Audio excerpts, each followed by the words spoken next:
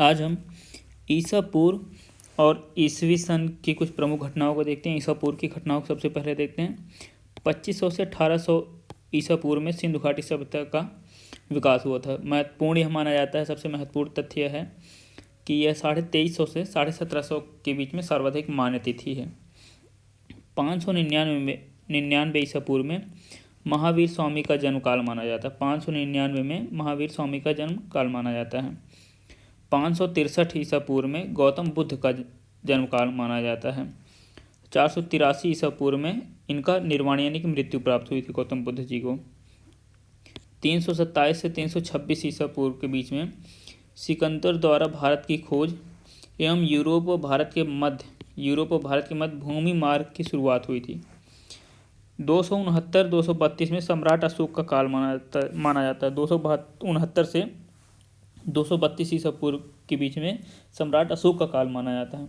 261 ईसा पूर्व में सम्राट अशोक ने कलिंग का युद्ध लड़ा था और इसके बाद से ही उन्होंने युद्ध को त्याग दिया था। 57 ईसा पूर्व में विक्रम काल की शुरुआत होती है। 57 ईसा पूर्व में विक्रम काल की शुरुआत होती है और 30 ईसा पूर्व में दक्कन में सातवाहन वंश का आरंभ तथा दक्षिण में पांड्य का शासन प्रारंभ होता है। 30 ईसा पूर्व में सातवाहन वंश और दक्षिण में पांड्य का शासन प्रारंभ होता है। ईसवी सन की हम प्रमुख घटनाओं को देखते हैं। 78 ईस्वी में शक संवत का प्रारंभ होता है। यह 57 ईसा पूर्व विक्रम संवत काल की शुरुआत होती है और 78 शक संवत का काल ईस्वी में 78 ईस्वी में शक संवत का काल प्रारंभ होता है।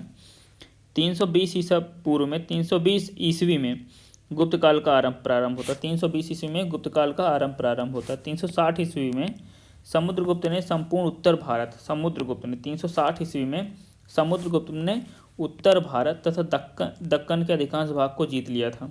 समुद्रगुप्त कौन था? गुप्त काल का था।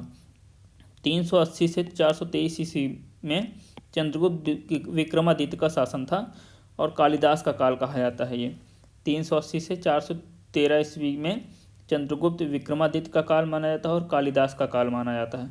606 से 647 ईस्वी में हर्षवर्धन का शासन माना जाता है। 606 से 647 तक हर्षवर्धन का शासन माना जाता है। 629 से 645 तक हेनसांग ने भारत पर आक्रमण किया था, यानी आगमन हुआ था। हेनसांग का भारत में आगमन हुआ था 629 से 645